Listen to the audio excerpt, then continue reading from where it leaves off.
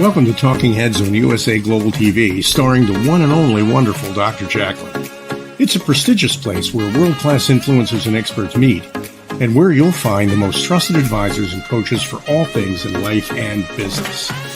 Visit usaglobaltv.com to sign up for our newsletter, get the value you need, and be first in line to learn about events and giveaways and other valuable content. Connect with us.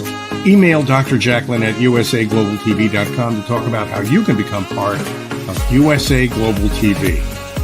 That's USA Global TV, where the doctor is always in.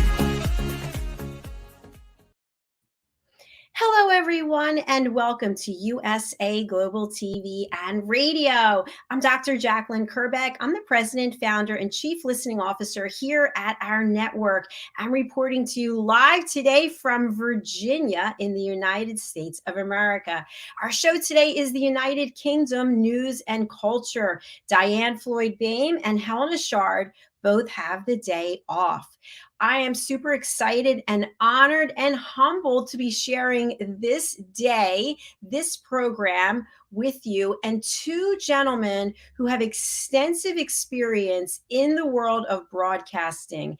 And in addition to all of the content and all of the wonderful gifts that they bring to this world, the thing that I am most in awe of is how they continuously help other people, how they are constantly looking for ways to lift up others. Let's bring them out today for our show, the United Kingdom News and Culture, and find out what's going on in the United Kingdom. Let's welcome Simon MacDonald. Hello. Hello, everybody. Hello. We're in an empty studio today, just about, aren't we? I know, it's a little breezy. And let's welcome Ian Pelham Turner. Hello, sir. Nice to have you. Well, thank you. And I have to say, if you hadn't have said that you were in Virginia, I would have thought you were in Hollywood. You've got Hollywood glamour today. What can I say? Thank you. A curling iron goes a long way. So. I was just going to say, I mean, go ahead. Carry on. Sorry. I was just going to say, I'm just thrilled to be able to be here with the two of you, because there's so much going on, and with the two of you, with all of the experience and knowledge that you have in the world of broadcasting as TV presenters, does it ever get old? Is it something like, oh, I've got to do this again? Simon, what are your thoughts? Oh, I was sort of thinking as well, here we go again. It's 4 o'clock in a wet afternoon. Oh, we got to go. No, absolutely love it. I really, really look forward to this slot on a Wednesday. It's great fun. One thing I noticed today, for the first time ever, that you're outnumbered. Yes, I am, and I'm enjoying it. Maybe our audience will make up, because today I know for a fact we have people watching in from Australia, New Zealand, South Africa, Benin, France, Germany, UK, and Texas as well. So there we go. It has really become a global show, this one now. I love it. Thank you. And hello to everybody out there who's watching or listening. We really appreciate it. What about you, Mr. Ian Pelham Turner? Do you ever get to the point where you're just like, another show, I'm tired of doing it? Don't remind me. Don't remind me. I'm starting to sound Jewish now. I'm going to take that as a yes. Yeah, no. I think, I mean, this week, it's been quite a magnanimous week for me, because I'm going into the future. I feel quite, I don't know what's the right word. It's quite excited. It's an adventure. So we're going into the world of Web3. And we're going to be creating a new TV channel, which we hope you will become part of as well, that is designed to go out on Web3, which is really, Web3's been going, as I'm sure JACALYN knows, and probably Simon knows as well. I didn't know, until this week, that Web3 is the combination of Web 2.0, in other words, what we understand as for the likes of a 70-year-old man. It is the internet, and so this is the future as we speak. And so we're working with a high technology hub based in London that's got over 200 young people who are all creating their own visions, their own projects for the future. And we've decided to create this 3.0 web TV channel that can be putting out material on that platform as well. And so and to actually understand it, you know, I was trying to work out what on earth is Web 3.0. I didn't even know there was 2.0, to be perfectly honest. And the reality is that this is the ongoing, ingoing happening as we speak now. And what it gives is a lot more safety. So I've been learning about a thing called DAOs, D-A-U, DAOs. And DAOs are really, they're almost like the simplest form of understanding is that they are clubs of people within Web3 that can actually control their own future. So we're not, you know, the Web3 is not controlled by the giants like Google and so forth, as I understand it. So they can actually protect themselves and their IP, especially at the start. So it's quite an exciting week. I don't pretend to sort of totally understand it all yet, but we've been looking at different technology and how to create interesting programming. So instead of sort of relaxing a little bit more, you know, I've suddenly added another level to my broadcasting week. But it is always fun. I think, you know, I think the biggest thing for me is that, and I think I've said it many times, is that I've been a journalist 56 years now. I know I don't look like it, you know. You're supposed to say that, guys. Come on. You couldn't possibly be for 50 years. I would think, oh my God, stop. Okay. You're only 35, right? Come on. Simon, help me. Simon, jump in.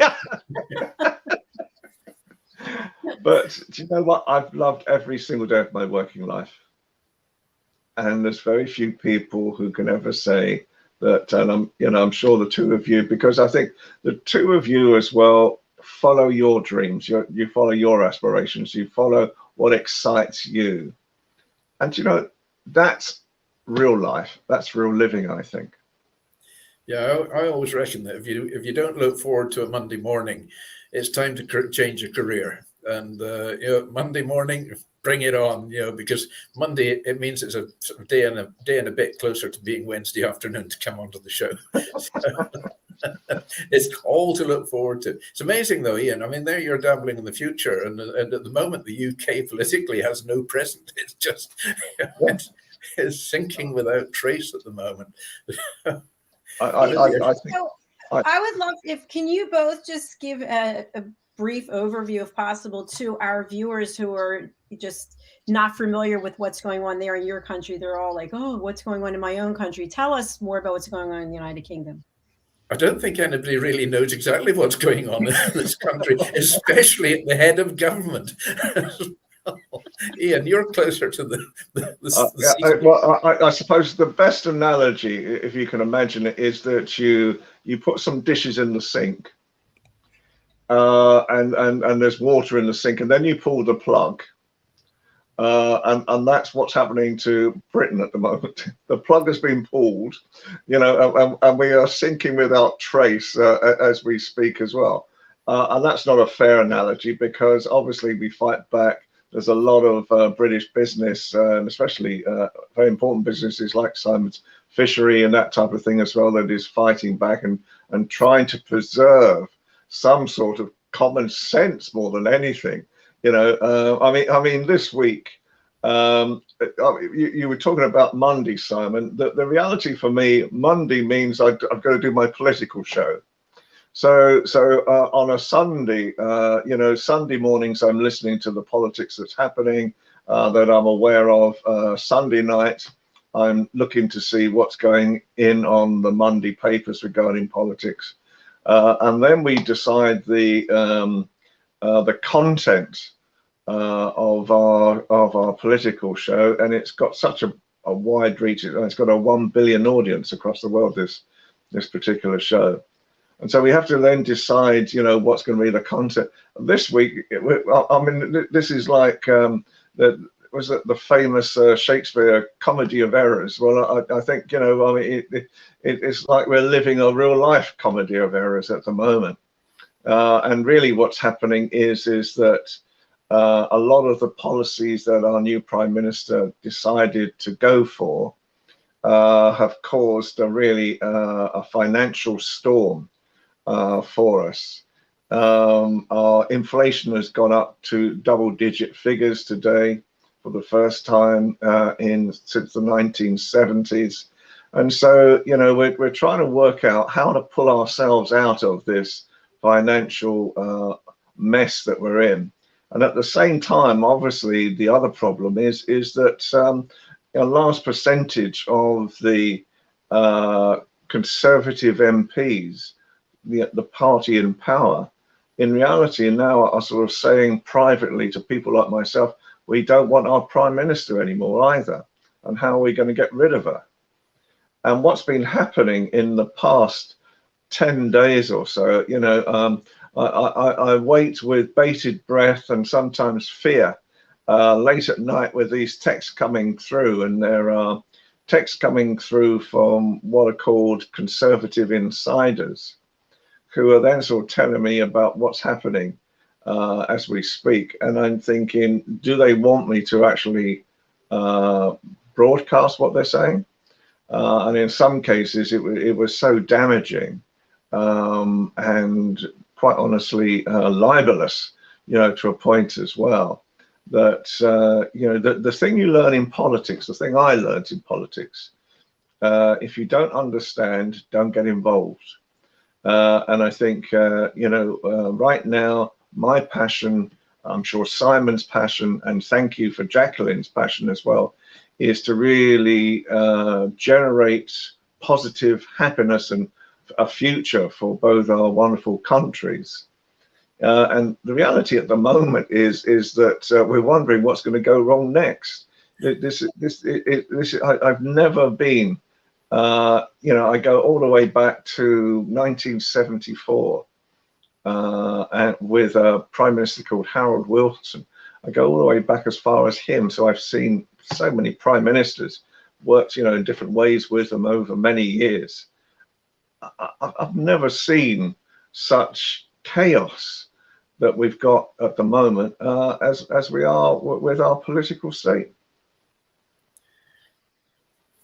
Yeah, totally agree. I mean, watching what's going on in Westminster just now, it's like a cross between the Muppet Show and Sesame Street. It's just utter chaos. And it must be very difficult for you as well, because obviously you have a very important industry, and and I understand the problems that you have with energy issues as well, in the sea, causing all sorts of problems for you as well. And it's in some ways it's obviously about it, and I'm sure within government circles they understand it, but I don't think the general public understands it. I don't think it's been an issue that has been really widely talked about in that way, and perhaps I'm not suggesting that you stop the traffic on Westminster Bridge, with fish. I'm not suggesting that, or you stick your hand on Westminster Bridge. I'm not suggesting to go as far as that, but you've got a great point. I mean, it's all very well talking about ecology and creating energy, with these wind farms in the sea, but if it's causing fishery issues as well, I think that needs to be talked up as well. Yeah, well, this is it. I mean, the spatial squeeze is the byword just now, and it, because of the chaos that's going on in with the government at the moment, has actually put the brakes on quite a few burning issues that are now on the back burner, and we can't resolve them until we actually know where the country's going. But the big problem of the fisheries just now, I mean, it's a very important, a very historical industry, one of the oldest industries that exists, and probably the last hunter-gatherer industry as well.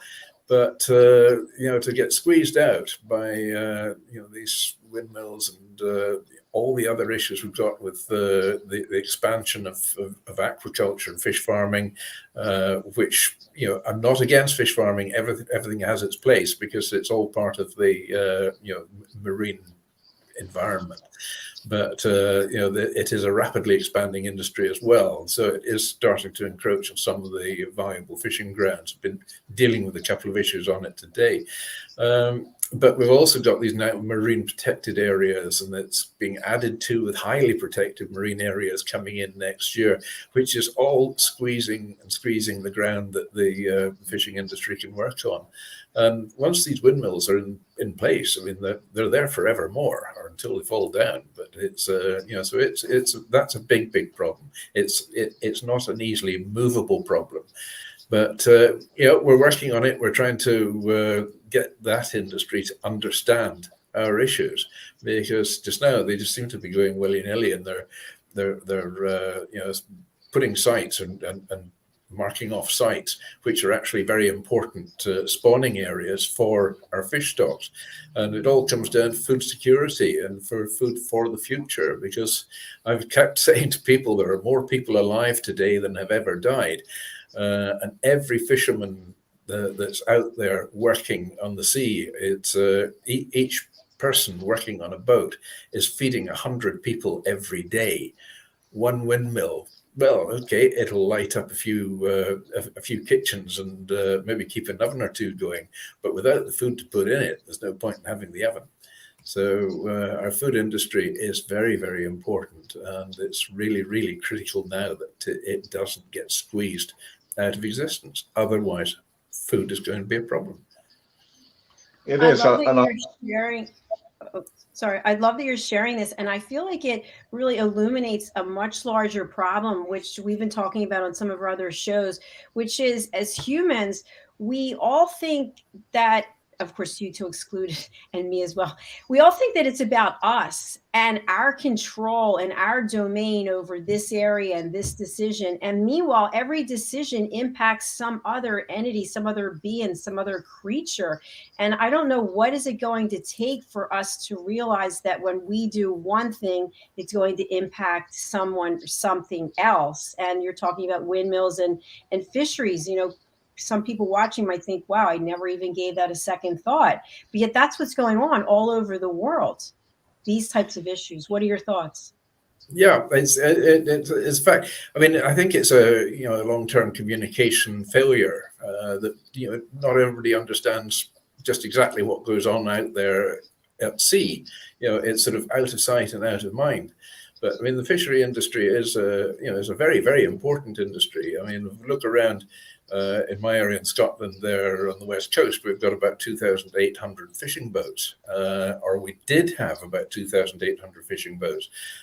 For numerous reasons, the fleet has reduced considerably in the last couple of years, Brexit being one of them, COVID, and the boats just not being able to make any money, so they've had to give it up. Which is affecting not just the fishermen, but it's the entire coastal community structure as well. So you've got all these fishing towns and fishing villages that have been built on the industry over the centuries, and they're suffering. So it hits the man in the street or the man near the coast, basically, more than anything else. From the greengrocer to the news agent to the local post office to the local banks, which in Scotland and in particular in the fishing communities, a lot of them don't have banks anymore. So if you need to go to a bank, you've got to travel a distance, or they can maybe have a mobile bank that's going around. So a lot of other businesses are being very seriously impacted with this. So there is a lot goes on out at sea, and I think we just need to get together and beat the drum and let the world know we have a problem out here, and and it's what goes onto your plate at the end of the day. And if people could understand what goes into bringing that fish onto the plate that you're enjoying for your meal today or tonight or whenever, because these guys, they're out there in all conditions, all weathers. Probably the most dangerous job in the world. They're taking huge risks. I mean, today there we are, it's blowing a gale of wind here, and I've been in contact with several fishermen today, and they say, well, we've just got to go out. We don't have any option. We have to go out because fuel costs are going up, so our profit margins are going down. I mean, these guys, they're not going out there just for the enjoyment. It is their business. It's their livelihood. So, it's we've got to let the world know about it. Well, thanks for sharing that. I'd love to hear what both of you have to say. What is the biggest issue? Is it the pollution in the oceans? Is it where do we start? There's so many major issues. Yeah, pollution in the oceans, I suppose it is affecting to a degree. I mean, there's a lot of rubbish plastic out there, which has been causing a lot of problems to the environment, just as it's the same problem on land as well. But you could drive down the road and you'll look at the verges and you see plastic bottles and old crisp packets and so on like that. So it's that's the stuff you can see here. But in the oceans, when you go in the Pacific, there's a raft of floating debris there about the size of France floating about. And it's a very serious issue. The fishermen have now become very much aware of this, and there's big initiatives just now to recycle old fishing nets. Even BMW cars are now using a lot of their plastic parts, and the cars are now made from recycled fishing nets. So the industry are starting to collaborate with one another on how these things can be dealt with. So fishing has suffered a lot from pollution in the sea, and hard pollution like plastic and so on. But there's also the odd spillage of oils and chemicals and so on as well, which has been there for years and years and years. It was highlighted recently as well about a lot of problems with pollutions coming down through the river system into the sea as well, causing problems. That's been highlighted and is being acted on. Companies are being looked at very closely for their waste product program to make sure that they are not contributing to the pollution of our oceans. And isn't it strange as well, as we move forward in our destinies, we're actually going backwards in the realities of things as well, because Simon just touched on banks, and I had an occasion recently with my bank that have now structured banks where most of the actual places that are left, and there's very few of them now where you can actually walk into an establishment anymore, are mainly digital. And I needed some cash from my account, and I went to my bank, which was closest to me, and walked in there, and I said, oh, I'd like such and such amount of cash. And they said, we can't do it. And I said, what do you mean you can't do it? You're my bank. And I said, no, you want a cash bank. And I said, what do you mean, a cash bank? Well, a bank with our name on it that has cash in it. And I'm thinking, what's banking all about, And so more and more of the big five banks are going so digital now that you can't actually even have currency anymore out. And so it causes all sorts of problems. And I look to the future at the moment, and for example, with this Web3, a lot of it, the prototypes of Web3 is gaming. You know, and so more and more people I've been finding recently, especially young people, they're spending up to 20 hours a day on their own gaming with other people across the world. And so what it's doing now is that new technology in some ways is great because it can reach a lot more people, but at the same time it's isolating people as well. You know, that they're not wanting to go out anymore and socialize in a normal way. And you know, we were when we were on Janetta's program, a wonderful fundraising, you know, an awareness program last week with JACALYN as well. The reality is that these virtual cities and these virtual villages, is that going to be our destiny? I don't know. And for me, and I know, you know, to a lot of people, the virtuality of having a dream home, for example, in a virtual state may be an exciting concept. But for me, I think unless I can touch it, unless I can taste it, unless I can feel it, it doesn't seem real. I don't know. JACALYN, you know, it's your baby, isn't it? It's your bag in some ways. I'm still stuck on the bank without any cash. This is something I haven't heard of before. Simon, have you heard this? Well, I mean, everybody's banking online nowadays, and yeah, and Ian's saying, you know, we're coming into a sort of digitalized society.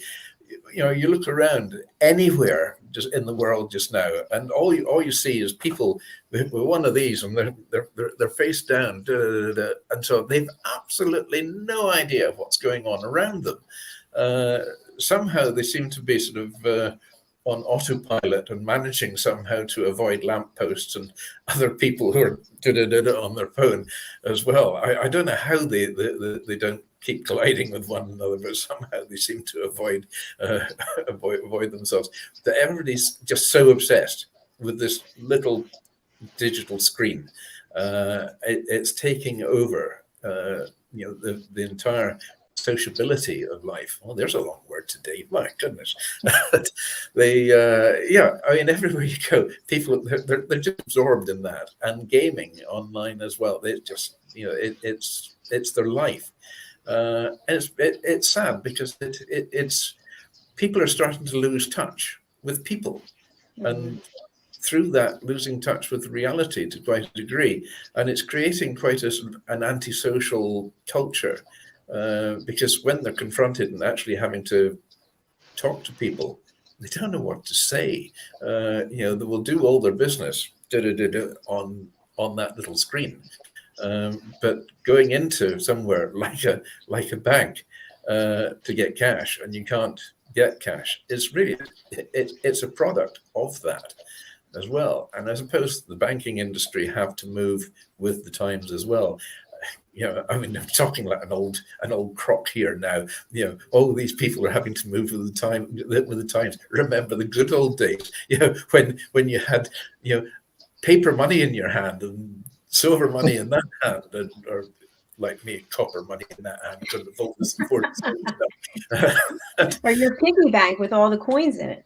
Yes. I had quite an anorexic piggy bank, I'm afraid, in my day. I wonder if parents are still asking children to save money in piggy banks, or they just like, here's a trust fund, dear, or here's a phone, and you can watch your money grow there. I don't know. I think part of what they're doing now is they're putting it on cards, aren't they? Yeah. And so they're giving their children plastic cards now with a certain amount of money on them. And every time the child makes a transaction, the transaction comes up on the mobile phone to say that the child has spent some money. And this week, as I say, I walked into this hub about 10 days ago, and it's wonderful. The energy of these young people, the excitement, what they're trying to do, they're disruptors, they want to change the world. I get all of this. And so, you know, I found their world fascinating. But when I tried to discover what Web3 was, and I went onto YouTube, and I must have gone through about 20 YouTube's videos, and it was like all the presenters were on speed. You know, I mean, they were talking 3 times the speed of anyone else. They were talking in a language that I couldn't understand in the slightest. And so one of the first things I'm doing with this new project, and I hope you'll both be part of it as well, is we're actually going to get children of 7, 8, and 9 years of age on video to actually explain in simple language terms to, you know, uncomplicated people like myself exactly what Web3 is. You know, because the jargon around a lot of these things like DAOs, you know, I was sat in a meeting last week, and a lot of money is being talked about at this particular meeting, and they're constantly talking about DAOs, and I didn't want to appear, you know, like I didn't know what a DAO was, and so and it's just basically it's a new fangled word for a club that you can't break into, that's owned by the members on a website, and nobody can actually break into it to actually find out the confidential nature of what may be being discussed. That's what a DAO is. So it's an interesting time. The world is changing, and I think you know, broadcasters like all of us have to listen and change with that world as well, because we are now talking to young people just as much, and that's probably the most exciting part, is that we're now talking to young people, and you know, the biggest thing of all, the best thing of all, they're listening to us. Yeah. But I mean, do you not find that if you speak to the 7, 8, and 9-year-old that they are fully conversant with all the jargon that's going as well? And then, you know, if you turn around and say, well, what do you mean by that? And they look at you like you're something from outer space. You know, where have you been? What stone have you come from under? Ask a 2-year-old who's only just learning to speak, and you might get more of a clue what's going on. No, I quite agree. And so we're going to create a video called Web3, It's Child's Play. That's going to be the title of the video.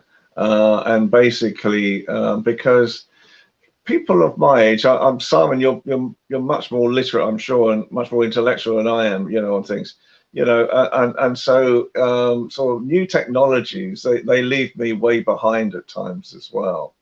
And so to take the not the fear factor, I'm not fearful of change, but it's harder for me to understand change. You know, when I moved from when I was a photographer, from a film going inside a camera, and I was talking about this today, where I think the skill in photography was challenged from a time when we moved from film, that really was a skillful, you learned a skillful profession, into digital, where, you know, things could just be enhanced, you know, if you made a mistake. You know, if you made a mistake on film, you know, you didn't go back to work again. It was as simple as that, you know.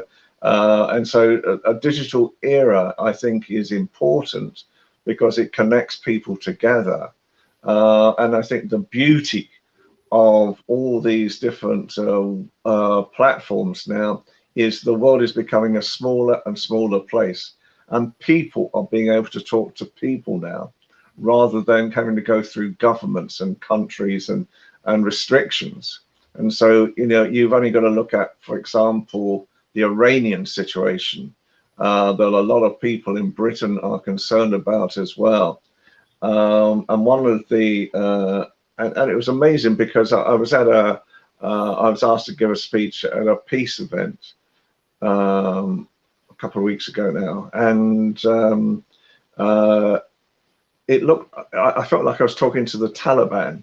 You know, there were about 60 people in the room who all had very strong male views, I think. And there were a few women in the audience, and there was an imam there as well, explaining, you know, the culture, you know, of Islam. But then as soon as he took questions, these women were standing up and they were quite vociferous. These were British women, quite vociferous about, well, what is happening about the hijab, you know, this protest that's going on, and the safety and sanctuary of women in Iran right now. And so basically now it's wonderful in one way, because you can see cultures that may not be creating equality are starting to crack. You know, and for me, that's a great thing. And you know, the what I would call religious zealots. I have nothing against any religion. I'm not religious myself, but I have nothing against any religion. But religious zealots who impose almost draconian measures on women, for example. You know, I'm glad that there is a pressure now to actually stop this. And basically, what, you know, now we can see on our news bulletins every night the effects of women removing their scarves, their headscarves, in places like Iran, and even down to school children protesting now as well. So I think, you know, the digital culture has really brought about a connectivity that's never been known before. But at the same time, it's also in some ways isolating people as well. Yeah, I mean, we have a phenomenal connectivity globally here with this show as well. I mean, I read out that list there of countries that I know we've got people watching in on the show just now. And it's, you know, it's quite staggering just what technology has brought us, that, you know, we have the capability to do this now and to reach out and connect with people all around the world. We can't alter the time zones. Okay, that's fair enough. But sorry that the folk are up at such silly hours of the night just now watching this. I hope it's worth your while. Yeah, technology and the way it's progressed, it can be good, but you know, there's a sort of a balancing act and reciprocal act going on there as well. There's a lot of good comes from it. There's a lot of problems come with it at the same time. Technology can be a wonderful tool to use socially and business-wise as well. That can be a very, very frightening tool to use, you know, in the wrong hands politically or whatever. So it's an area of extremes almost. Very true. I just wanted to add that when you think about technology, you think about Web3, you think about evolution. When I was in school, if I didn't catch on to a subject, you know, I was referred to those books behind Ian's head. Let's take a look of how to do whatever for dummies. Remember that the whole series of this, that, or the other for dummies. And Ian, you just mentioned you wanted to learn more about Web3 and you went to a search engine, you went to YouTube and you watched videos. So instead of relying on a book that somebody wrote or hiring a tutor, we now have all these resources at our fingertips that we don't have to wait for anything. We can go right away and get the information that we need. But how do we take that information? What do we do with that information once we have it? And I feel like that is where everything can start to get out of control, because it's knowledge is power, but how do we use that knowledge? Are we using it for good? Or are we using it for evil? Absolutely, and it's the presentation first of all, but also the meaning behind it at the same time, because as I know, political spin what is probably even more you know, coming into its own again right now. You know, it would be, I think, quite desirable at the moment, but it won't happen, that when a politician is asked a question, they just answer the question. You know, I get, you know, and they go into political speak.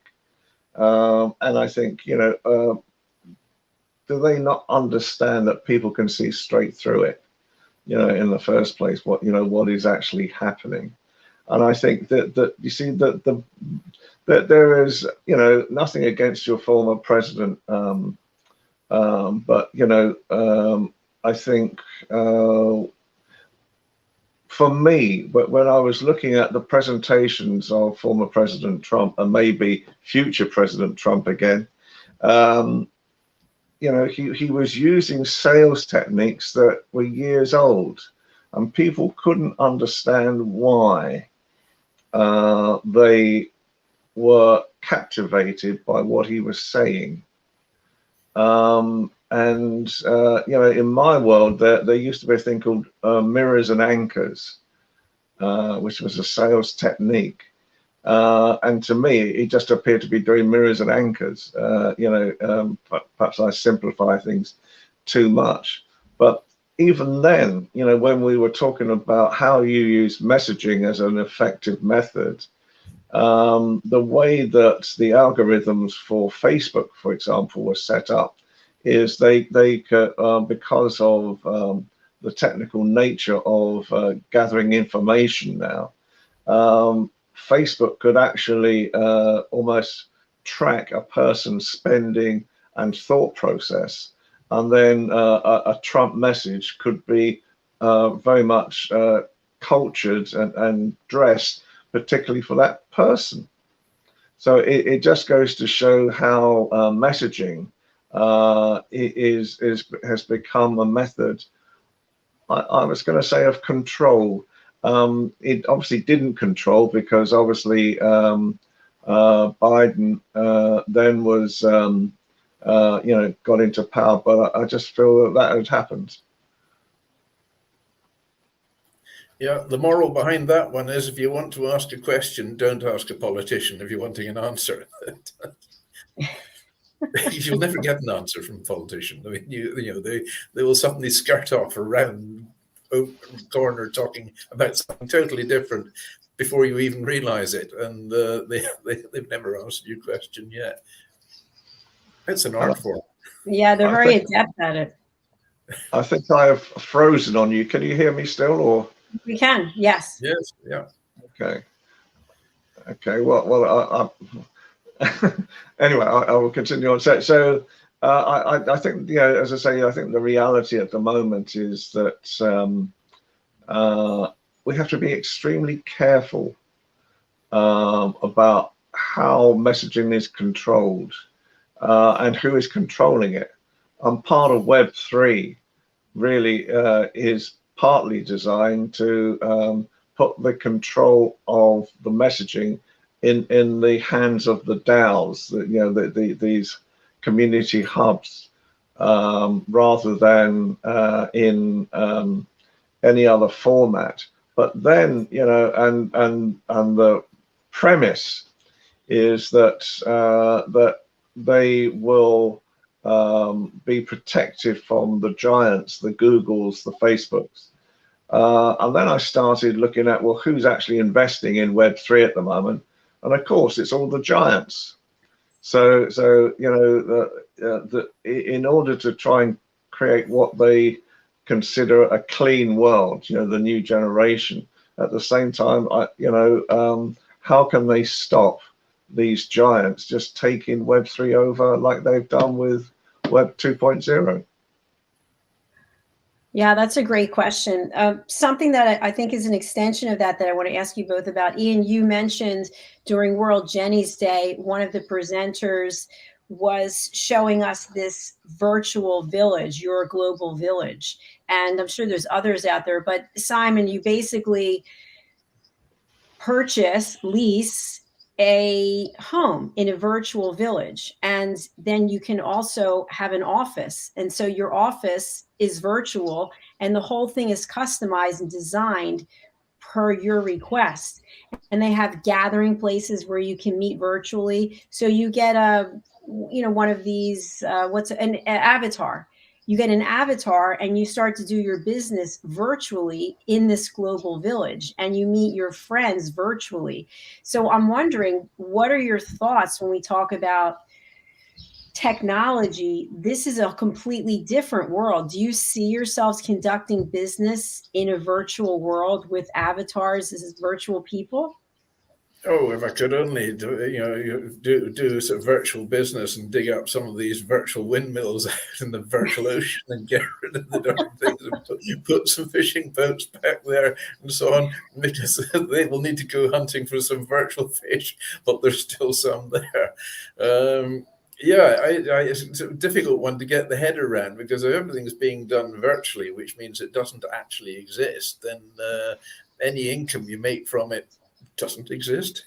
So that somebody somewhere down the line probably is going to get some income from it, and it will be those that are selling the advertising, and subliminal advertising that goes through onto these sites, because it has to be paid in reality at the end of the day, rather than virtually.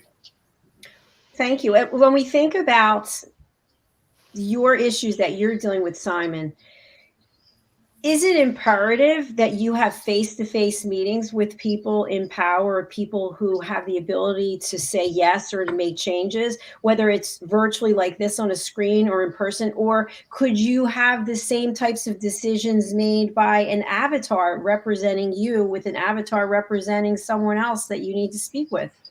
I somehow don't think that'll work, and not in the fishing industry anyway. I mean, my role in life is I'm the voice of the fishermen to the highest level in government. And, at the moment, if we can find the highest level in government, it's quite difficult just now in Westminster. But so to get things done, I've got to get feedback from the guy who's actually out there on the water risking his life, and get feedback from him, and then I can take it up through the Fisheries Department and straight to the Minister as well.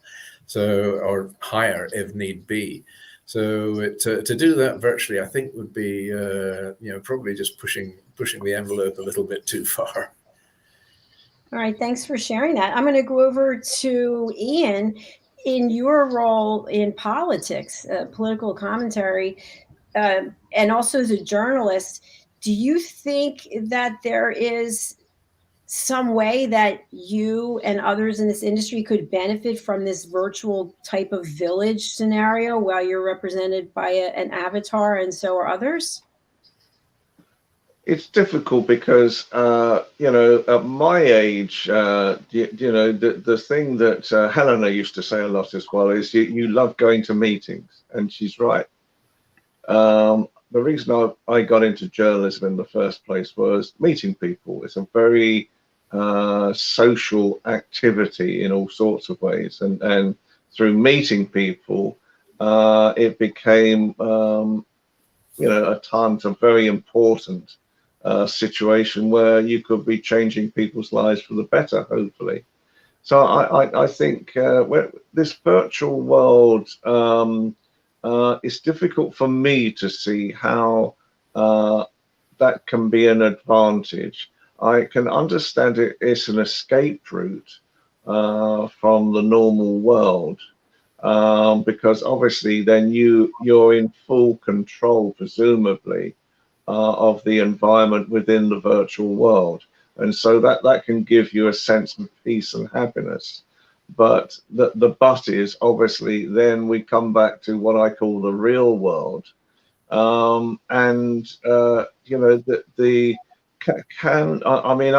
last week I was at another meeting where using sonic white noise, you can actually accelerate or decelerate people's reactions and their emotional happiness or anger. And I'm thinking, this is almost like utopia going mad, because where does it stop? Because the problem then is that when you start talking about projects like that, in reality, it's almost like a group of people could be controlling the world's destiny at the same time, and that for me is not freedom. That's being manipulated into a thought process that you think is your own, but in actual fact it's just being fed by a big business or by someone who wants to manipulate the world. Yeah. I mean, it's an odd one. I mean, just now, I think what's happened with the pandemic is that it's accelerated communication. It's accelerated the concept of meetings by bringing in the likes of Zoom and Teams and all these other platforms as well. It's speeded things up for me considerably, because before I'd maybe spend a day driving to get to a meeting, which was maybe only an hour and a half long, and another day getting back. But now I can have 5-6 meetings in a day and regularly do so. And it can be to different parts of the world. So it has speeded things up. The interesting thing is with the fishermen, who have the most technologically advanced wheelhouses in their boats. I mean, it's like something out of Mission Control and NASA to see the inside of the wheelhouse in one of these big boats now, where they've got maybe 10 or 20 different screens telling them all sorts of different things that can identify the fish 200 yards ahead of the boat, identify the species, the direction they're swimming, the size of the fish as well. It's the technology in the wheelhouse is absolutely amazing, and yet you try and get one of the fishermen to go on a Zoom meeting, and they're terrified of it because they're not used to it, I suppose. But face-to-face meetings, I find, are very useful on many respects now, because you can get points put across that maybe can't get put across on the screen. I think there's more impact in a face-to-face meeting, but the pandemic has certainly taught us now that business is being digitalized, if you like. It's going onto the screen on your laptop, the screen on your phone, or on your monitors. So it has accelerated that side, and I think has accelerated business. Agreed. And I think that there's also the combination of the two, which I think really adds the most value. You get to meet people much sooner than you would. I mean, look at us, we're meeting every single week talking about serious issues. And then when we come together in person, it'll be even that much more exciting. But in the meantime, we can continue to get work done, have conversations, introductions. And so I think some combination of the two, for me, makes the most sense. Yeah.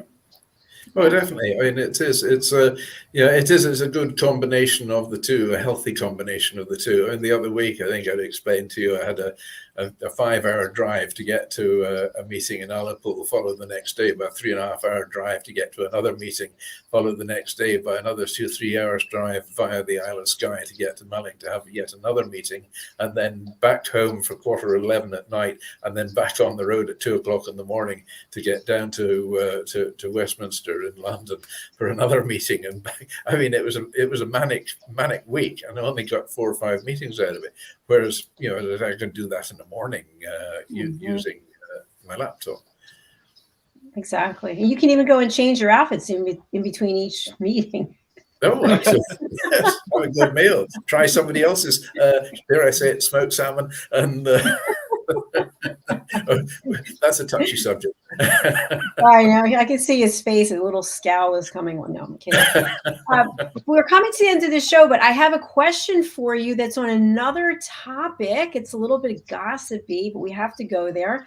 So apparently the new season of The Crown is going to be coming out, and there's some concern about Princess Diana and her final moments and how they're going to be showing that. Any thoughts? Anything you've heard, Ian? From what we're hearing at the moment,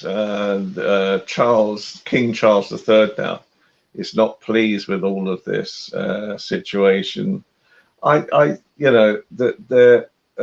Forever there's been conjecture over what finally did happen.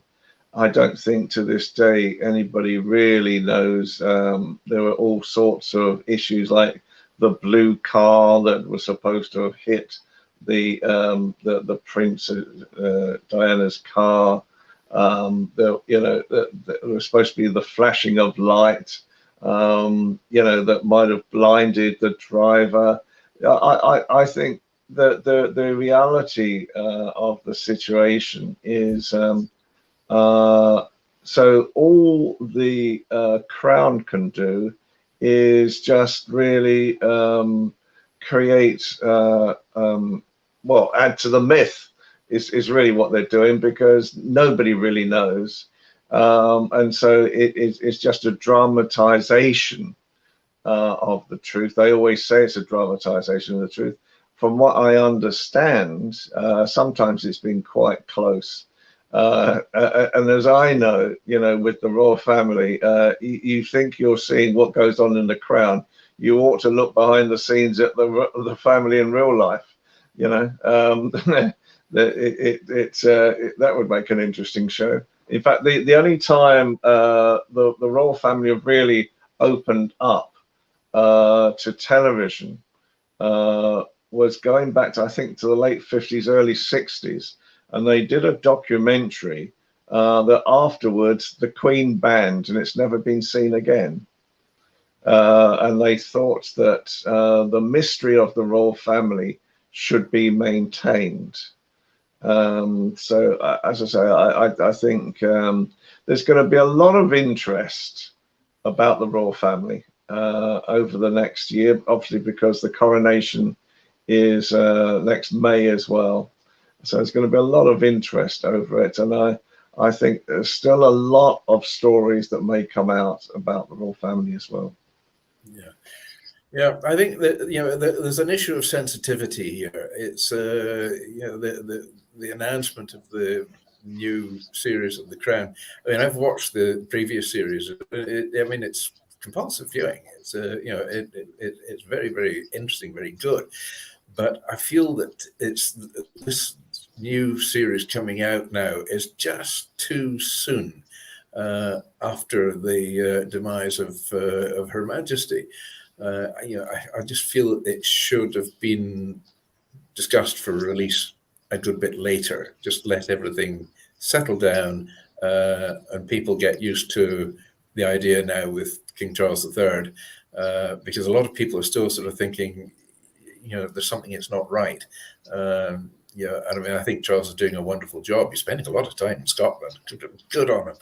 But, you know, I think it's just coming in too soon, too quickly. Thank you both for sharing that. There's always something in the news over here in the States about the royal family. There's two other stories, which I'm not going to go into right now because they're kind of gossipy, which we don't want to go there. But we are fascinated with the royal family, that's for sure. Yeah. Would we ever gossip? Ian, would you gossip? But Ian, to your point with these younger people and their interest in gaming, I'd love to learn from them what their thoughts are on virtual villages and how they would see themselves fitting in. Because I bet they would adapt to it and say, yeah, that's the way forward. Well, I mean, that they love it. You know, I can tell you that now. They love this whole virtual concept. You know, it is part and parcel of where they see the world going. I think you know, where I suppose where I come into this, you know, I feel like some elder statesman when I go there. But yeah, I think you know, I bring realism into their virtuality. You know, and I think at the moment they're very pleased that I've joined them, and it's a conversation I'd like to have with you as well, JACALYN, about this whole thing, because I think we're putting a consortium of platforms together now that will, I hope, create greater communications as well at the same time. So that's a discussion that we can have at some time as well. But it is, you know, I feel privileged to be part of this new process as well, and that they've accepted me. You know, you know, it's quite humbling to sort of see how these young people, you know, they just gather around you, you know, and they listen to where I'm at as well. So they're enthusiastic about the future, which is great. And I suppose I just try to keep their feet on the ground and to create my wish is to create values for Britain, values for the world, and values for those young people. Well, congratulations again. That must be super spectacular to have these relationships and share your wisdom and your knowledge, and at the same time you're learning from them. Absolutely, you know, and it's one of these, as I say, it's one of these exciting times where it's been the most amazing. I've only known them really a couple of weeks, but it's been humbling, you know, because young people on the whole are so nice. They're so positive. They're so wanting to change the world for the better. I get all of that, you know, and I'm with them on that as well. It's how they achieve that in a world, a current world, is the issue that I suppose that I try to give some advice on. Well, a question I have, and of course we're out of time, but just food for thought, is I wonder when it comes to gaming, and obviously there's a whole, that's a whole other show we could be doing, but gaming and also these virtual worlds, is there some element of escapism in it? Meaning some element of wanting to be someone else, wanting to have something else represent us, and wanting to live in some alternative reality to the reality that we have? I think where the technology is leading at the moment is that, and apparently Apple have almost got the project ready now for next year or 2024, is that you will sit in your lounge and you may be watching a natural history program in a jungle or whatever, and you'll actually live in that jungle, and you will be surrounded in your room by virtual effects that will see tigers walking past you, you know, and this type of thing. And so it will bring a virtual imagery to reality to actually make the viewer more engaged, you know, with the program itself. So I think, you know, that is really where a lot of virtual imagery is going. But it is, you know, it's one of these things where the thing we've discovered recently about Web3 is even people who have been putting this together, and it's been going since 2006 or 2009, it still hasn't really been fully adopted. But people even now, and these are experts, really don't know how to use it. Yeah, I don't know. The thing that I think about myself is when we have all these programs dedicated to mental health awareness and people sharing how they're feeling, I can just see now a whole new set of problems. Well, doctor, I was in this jungle in my bedroom and it was virtual reality and I saw this. I don't know. I just see all these other issues that are going to be brought about. But what do I know?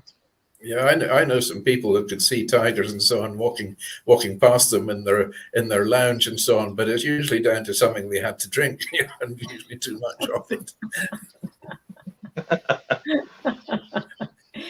Well, before we close out, Simon, any update on the smoked salmon reaching in? Is there any news on this? Well, you know, once the show's finished here today, I am going to go through and enjoy my virtual smoked salmon when I leave my virtual seat and so on. And I will have my malt whiskey. That will not be virtual, though. That will be the real deal. So. Well, can I add to that? Most days when I go to this hub, I go to this wonderful little Italian cafe beforehand. And what do I have? I have my smoked salmon sandwich. So I'm helping to do my bit to keep Simon in the lustrous power and elegance that he is now reclining in. Thank you. That is very much appreciated. And I just finished off a side of smoked salmon last night as well. There's a smokehouse just not that far away from here. He sent me up a lovely package of cold smoked salmon, roast smoked salmon, smoked mussels, and smoked cheeses, and so on as well. Most welcome. So I've still got the roast smoked salmon to go through. I will try that one tonight as well, but not virtually. We always have to go to food before we leave. Okay, last question. Simon, is there red dye in salmon if it's fresh caught? No, unless it's been swimming through funny waters. No, the color of salmon comes from what it eats. You are what you eat. The wild salmon, the salmon out in the wild, when they're coming into the shore before they go up the rivers, they're feeding in the coastal regions, and their diet's mainly little shore crabs and shrimps. They love shrimps and prawns. And the color of the flesh it comes on from the natural coloring and pigmentation in the shell of the shellfish that they're eating. So it's not an induced dye. The salmon feed today is partly recycling the prawn industry. At least this isn't Scottish salmon I'm talking now. When they're processing nephrops to make them into scampi, then the shell gets crushed down and it gets sent off towards the salmon feed. And that is what gives the salmon its color today.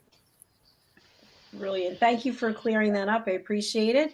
We also have a comment from our lovely team member who's not here with us today, Diann Floyd BOEHM in the house. Great show. I learned a lot. I do love salmon. Yes, I seem to have started something in USA Global TV now. Everybody is eating lots of fish and eating lots of salmon. Yippee! Yes, you know it's my except favorite. Purian doesn't get much sent to him. I know.